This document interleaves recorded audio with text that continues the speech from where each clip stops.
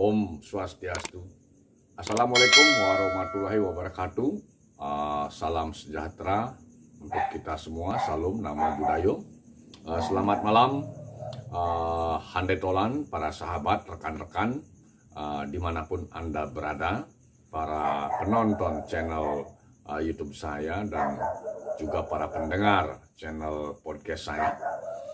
Pada malam hari ini kembali saya Gus Bang menyapa Anda semua melalui channel ini.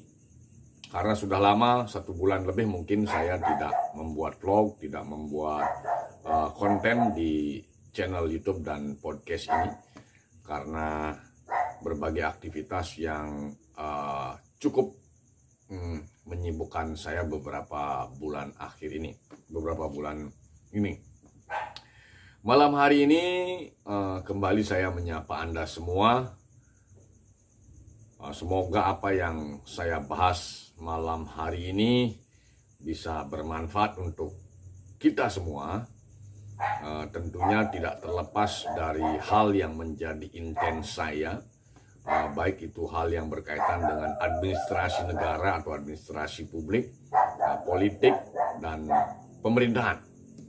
Pada malam hari ini saya akan membahas tentang isu yang sedang ramai di pentas tanah air ini, di Nusantara ini, terutama isu yang beredar di seputar lingkar istana atau di seputar elit kekuasaan di negeri ini, terutama di Senayan, DPR RI, MPR RI, kemudian ramai direspon oleh netizen atau publik di media terutama Twitter berkaitan dengan wacana atau isu tentang amandemen Undang-Undang Dasar 1945.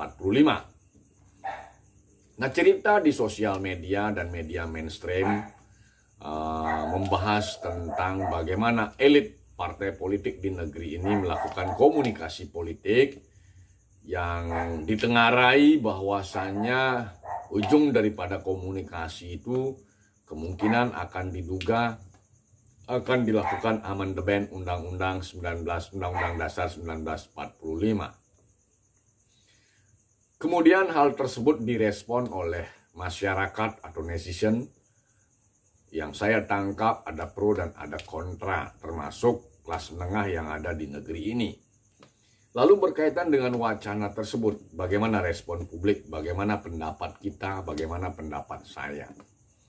Jadi sekiranya konsolidasi, komunikasi politik yang dilakukan oleh para elit partai politik di negeri ini, terutama partai politik yang memiliki kursi di parlemen atau di DPR RI dan di MPR RI, tentunya aktivitas politik, komunikasi politik itu sah-sah saja. Karena itu merupakan bagian daripada apa yang namanya aktivitas politik. Apalagi partai politik yang memiliki kursi di parlemen. Tentunya mereka memiliki agenda-agenda yang dari kacamata perspektif ilmu politik sah-sah saja. Itu pandangan yang pertama. Namun tentunya elit partai politik itu sendiri tentunya bagaimana mencermati isu yang berkembang ini, isu amandemen ini, tentunya tidak hanya menggunakan persepsi mereka sendiri, persepsi internal di partai politik itu sendiri. Tetapi yang paling penting, bagaimana mereka berpikir dari kacamata sebagai seorang tidak hanya pengurus partai politik, tapi bagaimana mereka belajar berpikir sebagai seorang negarawan. Artinya apa? Artinya urgensi, penting tidak, urgen tidak, amandemen itu seperti apa dari kacamata seorang negarawan, bukan sekedar pengurus partai politik. Artinya apa?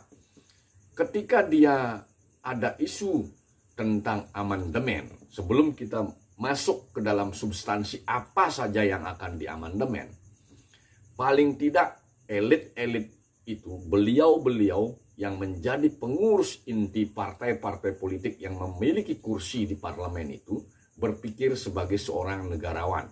Artinya referensi yang paling penting yang harus mereka dapatkan itu adalah dari orang-orang atau tokoh-tokoh atau akademisi yang memang mumpuni yang memang mempunyai kredibilitas berkaitan dengan keilmuan, baik itu politik, pemerintahan maupun administrasi publik.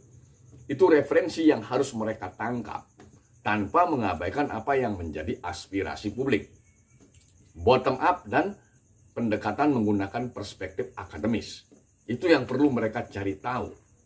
Itu hal yang kedua. Kemudian yang ketiga, setelah data-data informasi, perspektif keilmuan mereka tangkap, mereka dapatkan, barulah berbicara tentang substansi apa yang sebenarnya berkaitan dengan isu amandemen. Apabila amandemen itu, pandangan saya, apabila amandemen itu menyangkut perpanjangan masa jabatan atau perpanjangan penambahan periode jabatan, ini perlu dicermati dengan secermat mungkin, sebijaksana mungkin. Apalagi dengan alasan pandemi dan lain sebagainya. Ya kita maklumi mungkin saja pandemi itu tidak terjadi hari ini saja. Mungkin bisa saja akan terjadi 10 tahun ke depan, 20 tahun ke depan. Sehingga ketika kita berbicara tentang substansi masa jabatan pimpinan pemerintahan, substansi tentang masa jabatan kepala negara dan kepala pemerintahan, itu mestinya menggunakan referensi pendekatan akademis yang notabene ini juga membutuhkan bagaimana sikap seorang negarawan. Jadi tidak menggunakan pendekatan instan hanya kepentingan saat ini saja. Nah itu yang perlu dicermati. Nah artinya ketika kita berbicara masa jabatan kepala negara dan kepala pemerintahan, itu masih dalam tataran debatable, masih bisa diperdebatkan, masih bisa dibicarakan, masih bisa dimusyawarahkan. Mungkin salah satu alasan mereka adalah karena kondisi pandemi ini yang belum tuntas, yang belum kita tahu kapan berakhirnya. Itu yang pertama. Kedua, ketika berbicara tentang substansi yang kedua, karena ada cerita atau informasi yang didapatkan bahwa salah satu alasan melakukan amandemen ini keinginan elit tertentu agar ada legalitas garis-garis besar haluan negara sebagaimana periode masa Orde Baru dulu. Sehingga ada roadmap, ada target sasaran yang harus dicapai oleh siapapun yang menjabat sebagai kepala negara atau kepala pemerintahan.